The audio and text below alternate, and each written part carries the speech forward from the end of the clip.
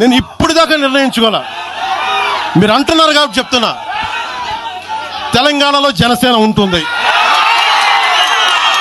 మేము పోటీ చేస్తాం.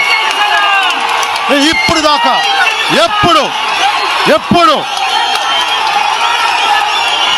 అవసరమైతే తెలంగాణలో తిరుగుతాం, నేనే తిరుగుతా,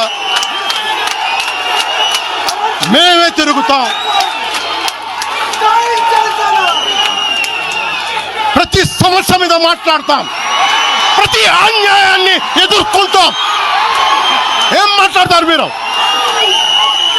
ఇది తెలంగాణ భారతదేశంలో అంతర్భాగం, మర్చిపోకండి. ఇదే రాజశేఖర్ ఇలాగే రెచ్చగొట్టారు. నేను పాలిటిక్స్కి వచ్చేవాడిని కాదు. నేను ఇదే వైఎస్ రాజశేఖర రెడ్డి గారు 2005లోనో 2006లోనో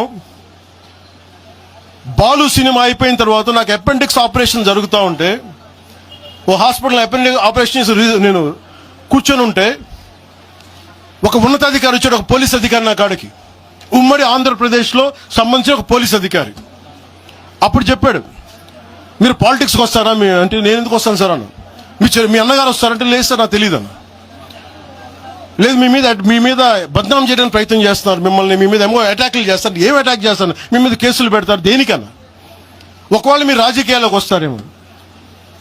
అప్పుడు దాకా నేను నిర్ణయించు, నేను నమ్మలేదు.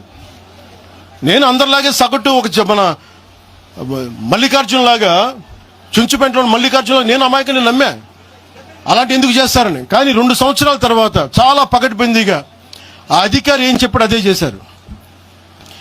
ఈరోజు బెదిరించే వాళ్ళకి చెప్తా ఉన్నా, రాజశేఖర రెడ్డి గారి బతుకున్నప్పుడు తెరవని గొంతంతా, లెగవని గొంతంతా ఇప్పుడు లెగుస్తూ ఉంది.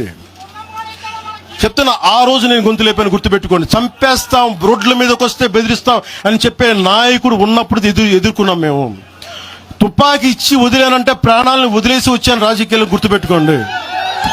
భయపడి కాదు.